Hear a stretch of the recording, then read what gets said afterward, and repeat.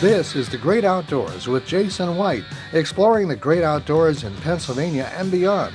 Brought to you by the Mariana Outdoorsmen Association and by Wild Acres Farm, Fishery, and Regulated Hunting Grounds. Now, The Great Outdoors with Jason White. Hello, friends. I'm Jason White. Welcome to The Great Outdoors. Excited to have you today.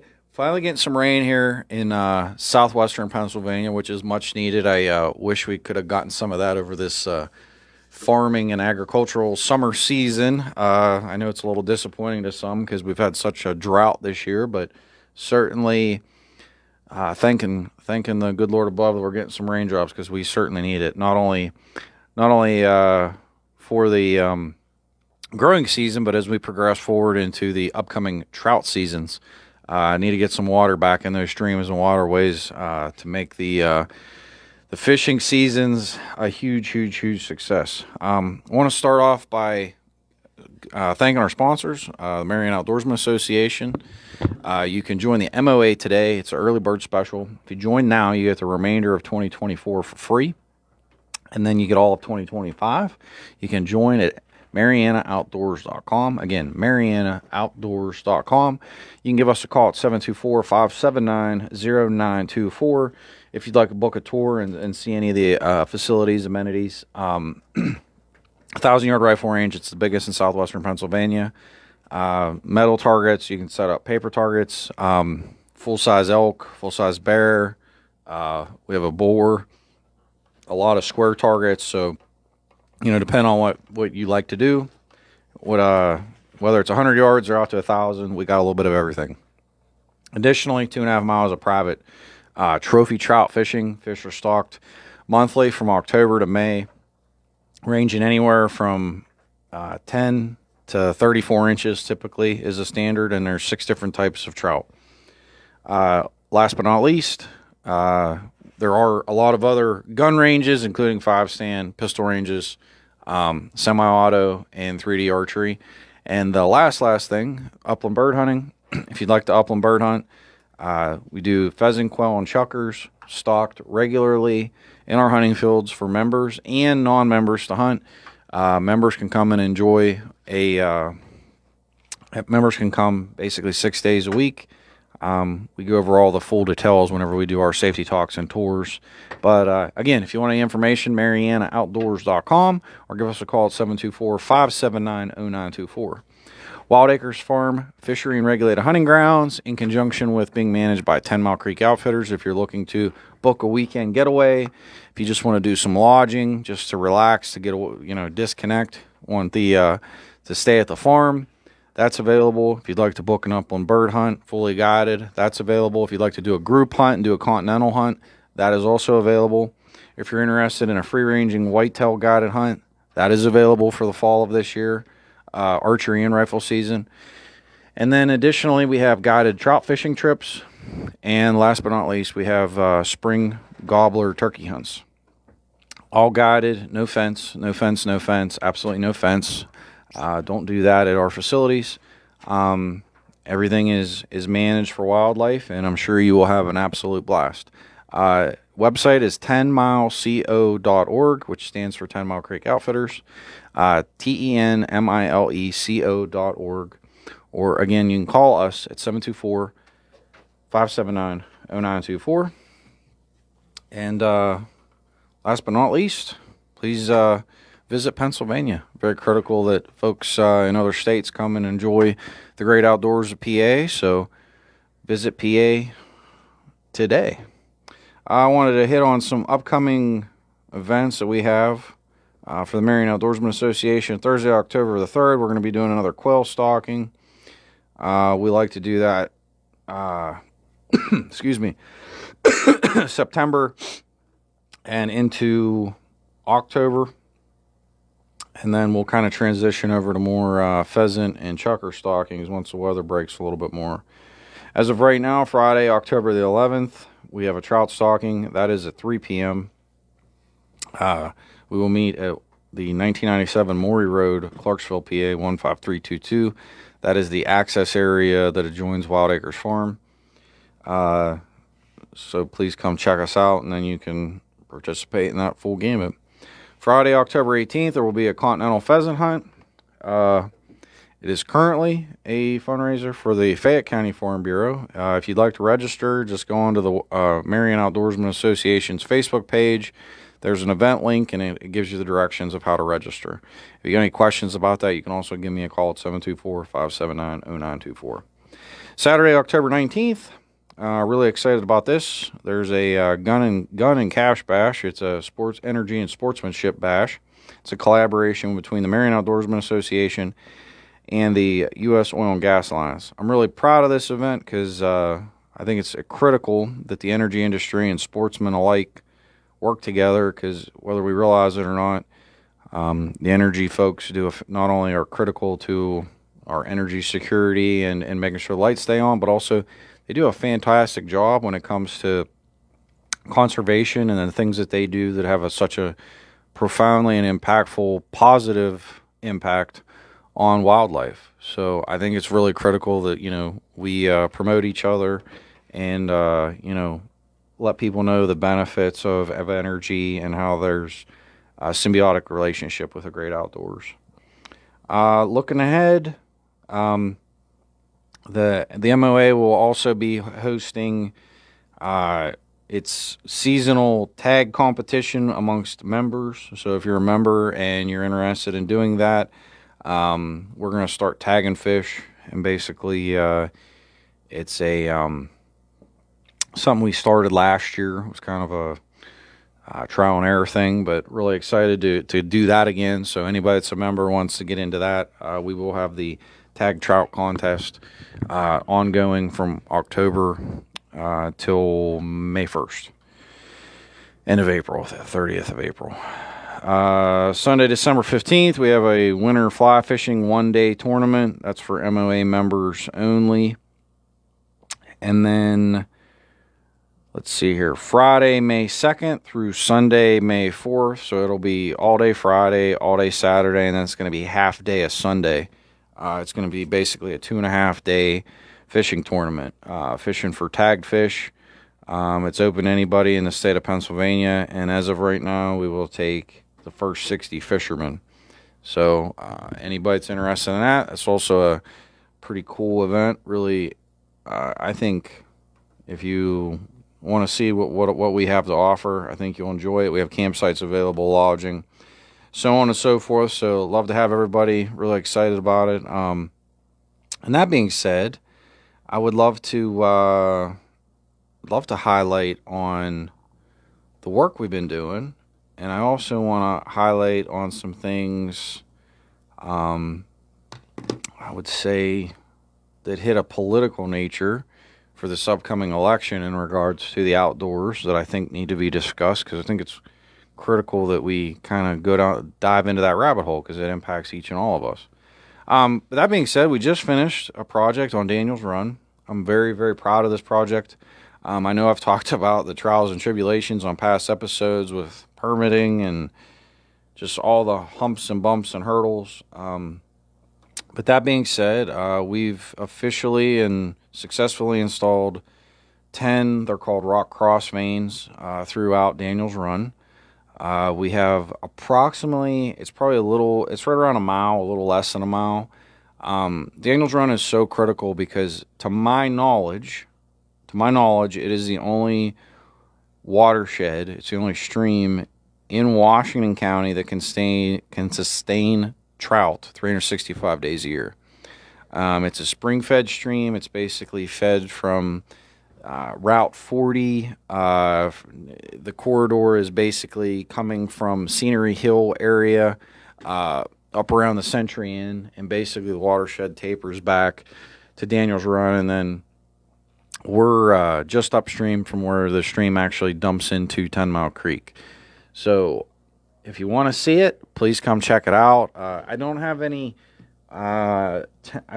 dates scheduled as of right now for upcoming tours. I have to do that. I need to do that. You could tentatively put it on a calendar for the 12th of October. That we're going to be doing an upcoming tour. But yes, if you want to come see Daniels Run, It took a lot of work, a lot of effort. I'm very proud of it. Um, I'm very thankful of everybody that was involved, the unwavering support of folks. Um, it's sad and disheartening to think of all the permitting and bureaucratic hurdles that went into doing something positive for the environment. Now that I've been through the entire process, I cannot stress to you enough the basic and fundamental reforms that could and should be made within the general permitting process of the Department of Environmental Protection, which falls underneath the Chapter 105 of the DEP's line items in the law of the state of Pennsylvania, and there's an astronomical disconnect from those, I'll just say, within bureaucracy or even in the political realm that advocate for, we'll just say, alleging global warming or making comments about the environment. And I'm not going to say that humans do not have an impact, because clearly, with a common sense, it's clear that we do have an impact on the planet. But that being said, I'm a big-time conservation-minded individual. I think it's critical that if each and every one of us can do our own little part to try to offset our impacts, that's only a moral and ethical thing that we live in balance with our community, our environment, so on and so forth. But to see such trials and tribulations, basically systemic of permitting in the bureaucracy of Pennsylvania, to me, is truly and sincerely one of the most disheartening and fundamentally flawed things I've ever seen when it comes to people trying to do good things. It's I think it goes without saying that a lot of these how would I even attest to what they are, the hurdles that people have to deal with between the DEP and even some of these other agencies is disheartening at best, very frustrating, but there are clear pathways to solutions to fix things, and I'm very confident that in due time they will get fixed and resolved. But it's going to take people, not only like you, the listeners, but just people that are passionate about positive improvements, people that want to cut through red tape. And listen, I'm a big advocate for conservation and improving the environment and doing things that we can do in a positive regard, but the bureaucracy is killing this state. The bureaucracy is holding positive movement, positive progress back. And until we all stand up and do something about it, it's kind of like being pecked to death by a duck. And I kind of feel that's where we are. We've allowed people that are not elected. We've allowed people that in many capacities are not qualified to even be reviewing permits or to be doing inspections. We've created so many layers of agencies. Again, very disheartening, very troubling, very concerning. But despite all of that, we have achieved our goals. I have other things that I want to do on different parts of the stream. I have things that I want to do on 10 Mile Creek, boulder placement, access, better access for stalking, so on and so forth. So the goals are not officially achieved. There's always, I'm the type of person, I like to achieve a goal, strive for that goal, but then, what's the next thing? What's the next step? What should we do?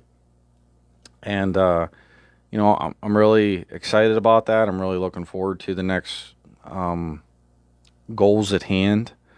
But with that being said, with the goals at hand, the hurdles that we've dealt with and that I've seen, I think are very, in my opinion, very troubling, very disheartening to see all of the time, the effort, the sweat equity, the money for people to try to improve the environment here in southwestern Pennsylvania, and to see that our own government is creating such blockades. Blockades so they can sit in an office in Pittsburgh and micromanage things that, in my opinion, they don't even understand. So I say these things to you very sincerely. We need reforms. Permitting reform drastically is necessary in this state. I appreciate that the governor came out with this, reform to where if you don't have your permit in such a time that you get your money back. I mean, honestly, that doesn't mean a hill of beans to me. It shouldn't mean a hill of beans to you either, because if you go into a project, I don't care if you're a farmer, I don't care if you're a small business owner or a large business owner, that fee of $50 to potentially even like $2,000, depending on what it is, excuse me. By the time you add up back and forth with consultants, potentially legal with attorneys, that fee doesn't mean anything. That fee's a drop in the bucket to what they could nickel and dime you and cost you by constantly asking your consultants, and because you got to remember, a lot of these companies it's all based on time. Whether that's a consultant at $200 an hour, an attorney at $200 to $600 an hour, depending on what it is. It's just critical to understand that every time the DEP comes back, or even any of these agencies, say, "Oh, well, we want you to change this." Hey, if it takes 30 minutes and you're being billed $200 an hour, well, guess what? That 30-minute change cost you a $100 bill. And again, if the application fee was only $50 or $100, as soon as you've made one change or any corrections or amendments, you're basically at break even or in the hole already. So again, permitting reform in Pennsylvania, especially under the Chapter 105 section, is an absolute must. If we truly want the environment to get better, if people really want to put their money where their mouth is with trying to make things better, trying to enhance the environment, trying to, a lot of fishing and hunting clubs, I'm sure, are not sure. I'm positive they are stewards of the outdoors.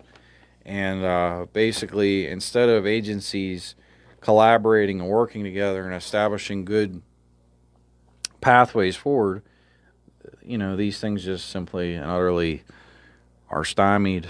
And we all need to wake up. We need to wake up to the realities of what we're dealing with here. Again, I give the reference of being pecked to death by a duck, but that's exactly what we're dealing with. And the solutions are simple. The solutions are simple in the capacities of what are the qualifications of the people reviewing these permits? What are the qualifications of the people that are inspecting on site whenever they come out?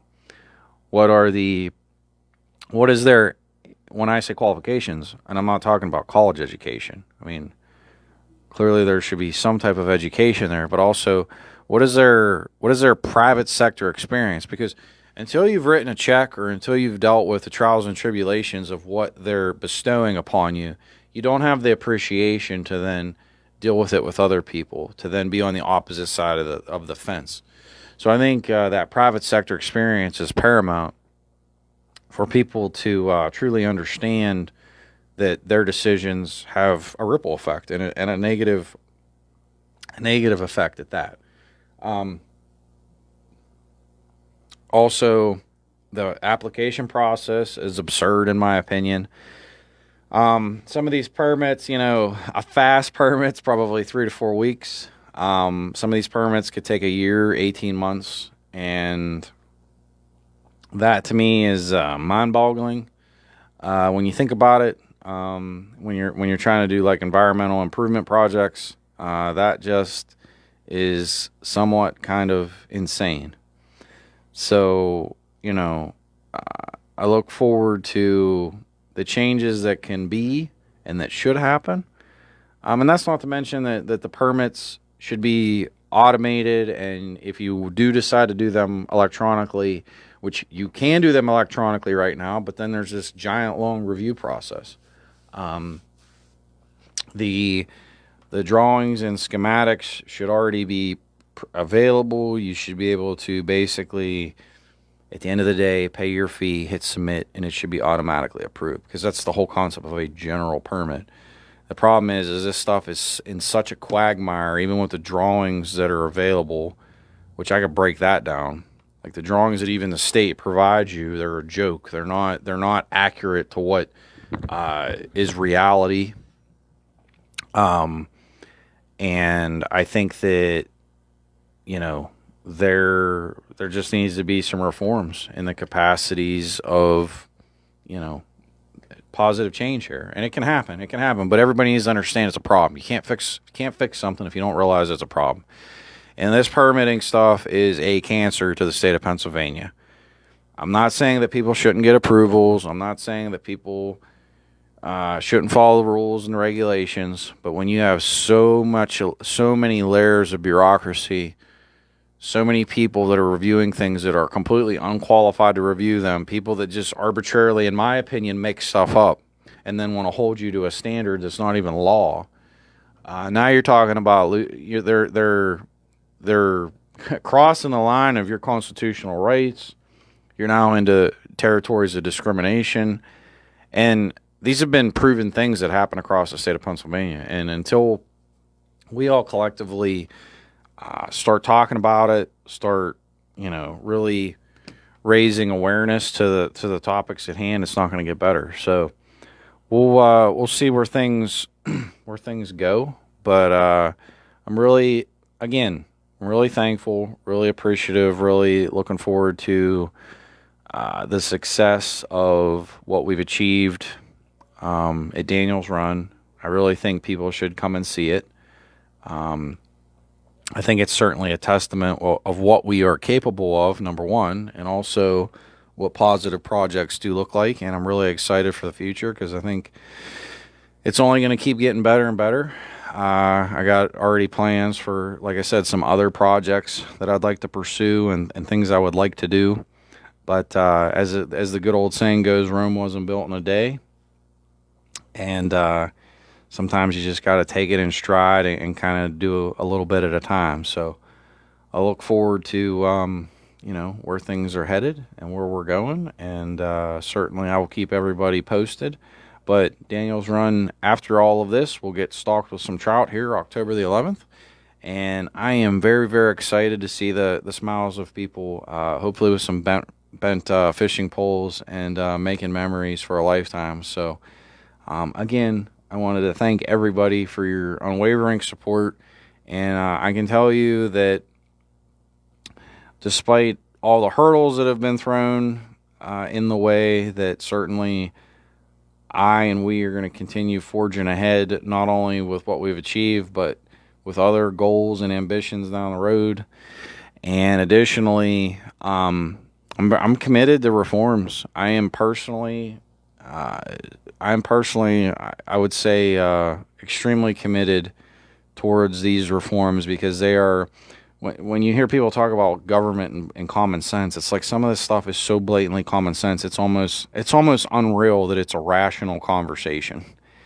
And again, until we do something about it, you can't fix a problem if you don't acknowledge you have a problem. And if you do not remove a cancer, it will expand, fester, and it'll take over. So permitting in Pennsylvania is a hindrance in many capacities. It's crossed the line of what's acceptable, even towards your constitutional rights as a person, let alone a business owner. And stay tuned, because I have a lot of ideas, thoughts on this. I don't like to really necessarily talk about individual candidates or politicians per se, but I thought it was really important to talk about some things that I think are extremely relevant with this upcoming election. As a farmer, I know that there was an agricultural roundtable in Westmoreland County.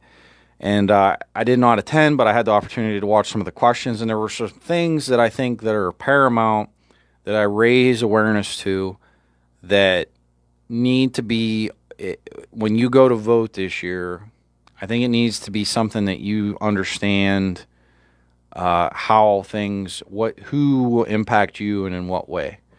So I'm going to start off with U.S. Fish and Wildlife. U.S. Fish and Wildlife Service is a federal agency, falls underneath the Department of the Interior. Basically, these are fish and wildlife nationally. So when you're hearing about the stories of black vultures killing people's animals at different farms, when you're hearing the stories of wolves being released and people having their animals eaten, when you're hearing about the mismanagement of deer in different states, when you're hearing about migratory birds, maybe like, for example, like in Pennsylvania, the hawks have become a major problem. Even people that have farms that have too many blue heron that are eating the fish at a fish farm.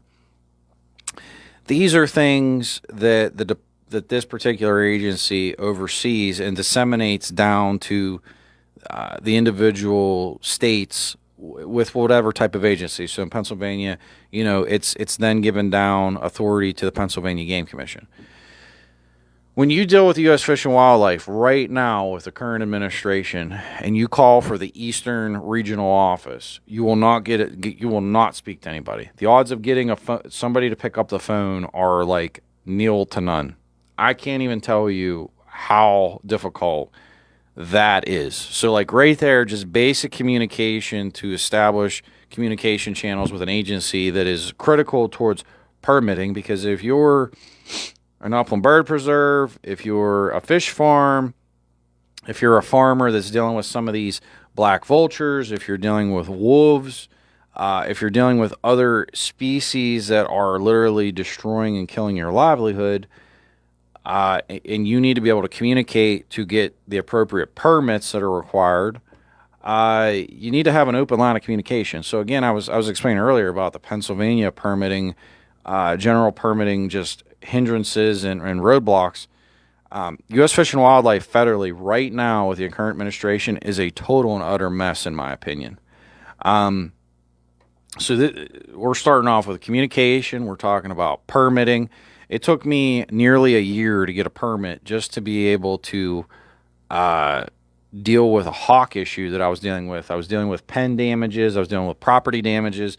I was dealing with 10 hawks at one time hovering over my farm. Basically, I couldn't even go out and put birds out into a field to do an actual hunt, like a paid hunt. They were literally like swooping over people's shoulders, coming down and just destroying and killing pheasants, chukars, quail, etc.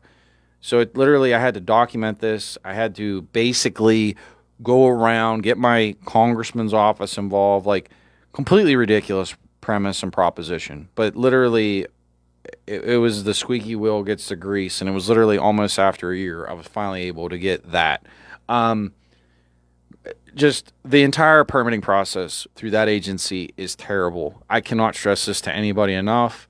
If you ever have to deal with it, I understand not everybody does, but that agency, the communication with the general public is atrocious. Permitting, atrocious. I mean, it is as bad, if not worse, than the Chapter 105 general permits in the state of Pennsylvania, not to mention the joint permits in Pennsylvania, too. I haven't really went down that rabbit hole yet. I will, but the joint permits are their own, in my opinion, debacle. So, because I will digress, and I'll come back to the joint permits at a later time. So U.S. Fish and Wildlife, so the migratory birds, again, some of these predators, so on and so forth, if they're causing you property damages, if they're eating your animals, you have to deal with them.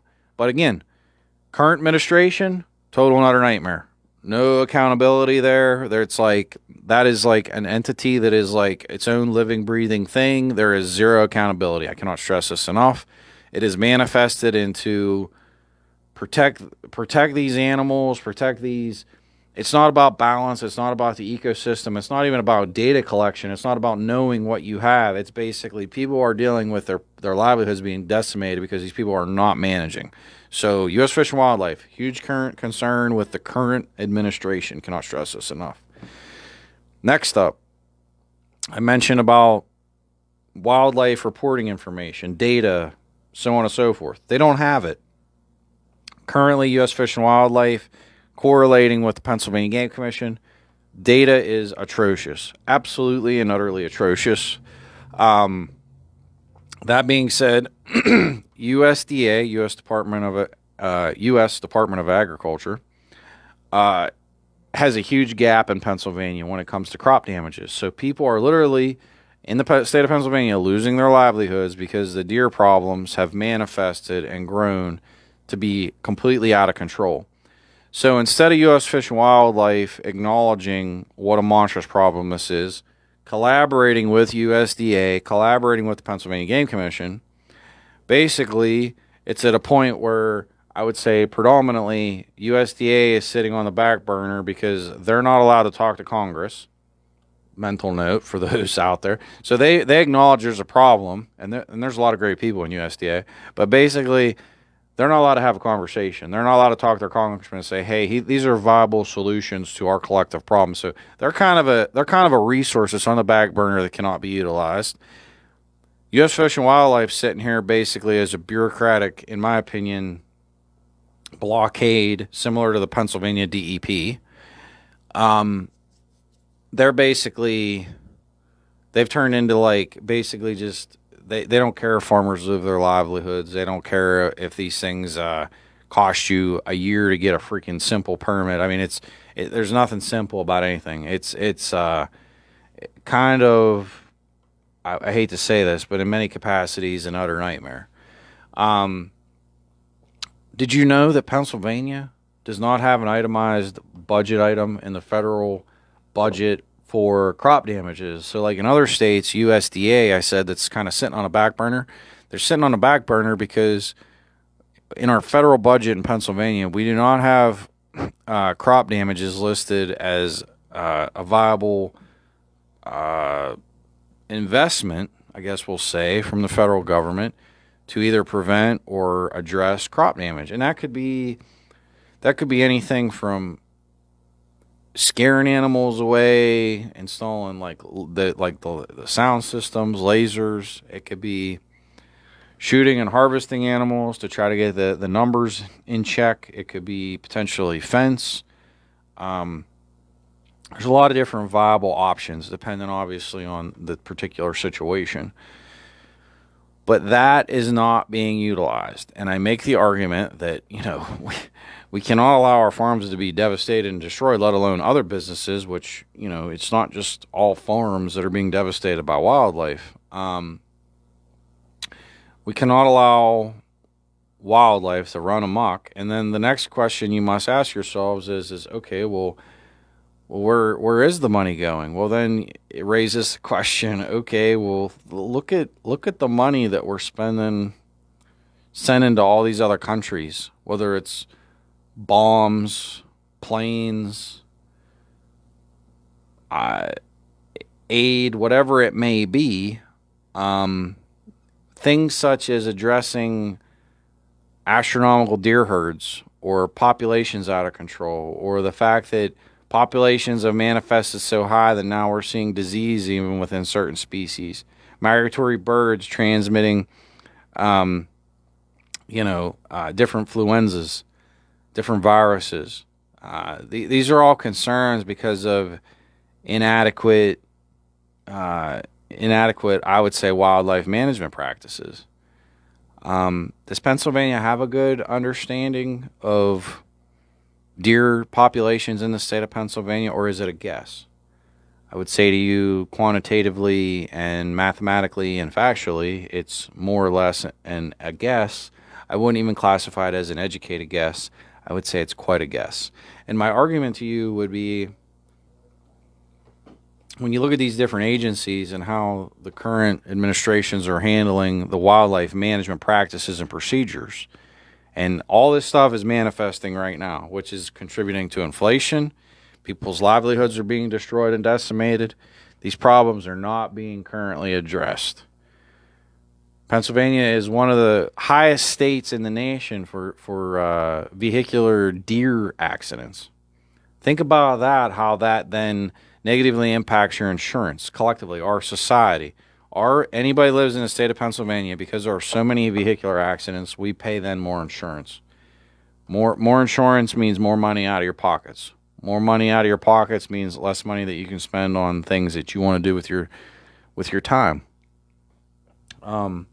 These are all connections back to inflation. These are things that impact the bottom line of a business or of you personally.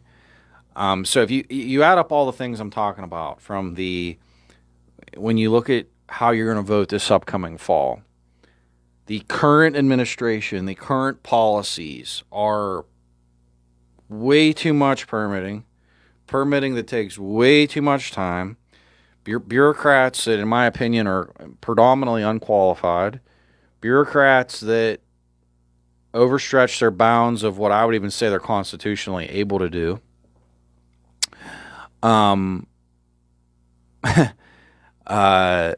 Mismanagement of wildlife. Agencies that's part of their mission statement is to manage wildlife.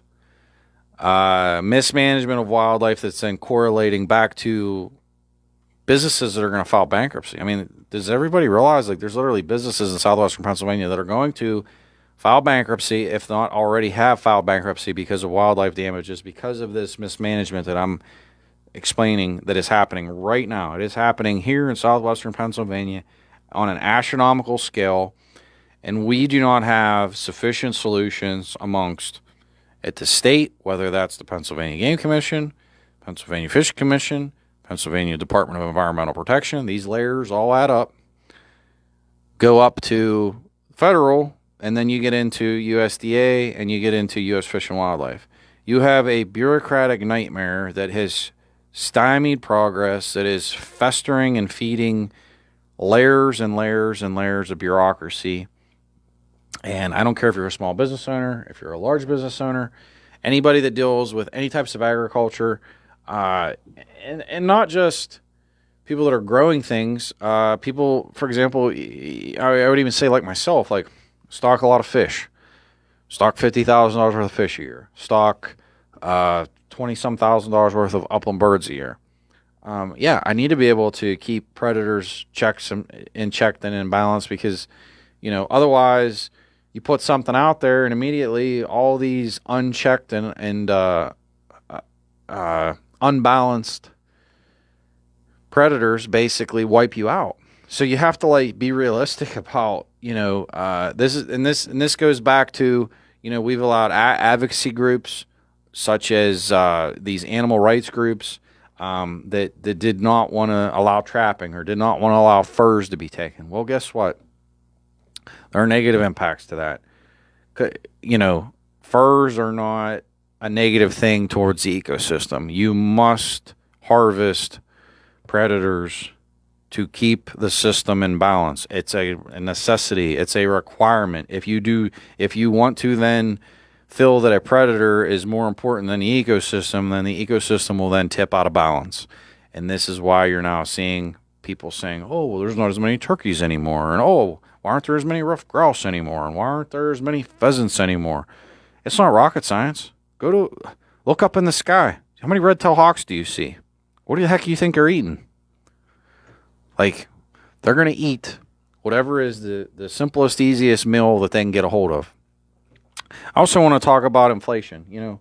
We all sit here and I give the example of chocolate, of how tariffs are critical towards the balance of society. Unions and different, groups that advocated for wages achieve those goals. We have safety standards in this country, so on and so forth. If businesses pick up and move to other countries, there is no guarantees that those countries have adequate safety standards, pay an adequate wage or a fair wage, have anything comparable to the United States. So when you hear about tariffs are the ability for the United States of America to try to balance that scale. That is the only way to do that. You can't tell other countries what to do or how to rule them. But hey, if you're charging sweatshop type monies for you to bring a good or a commodity into the United States, then yes, a heavier tariff to try to create a balance to where it's fair is extremely paramount. Now, it's a whole nother conversation as to where the tariffs, as they're collected, how the money's to be then spent back into our society.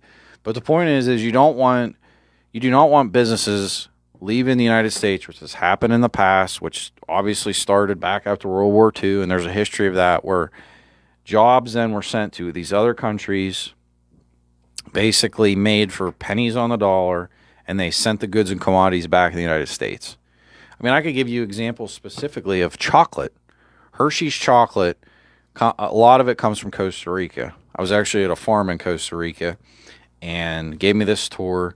And basically it was like, I don't want to call it a fake farm, but it was almost like this prop of a farm.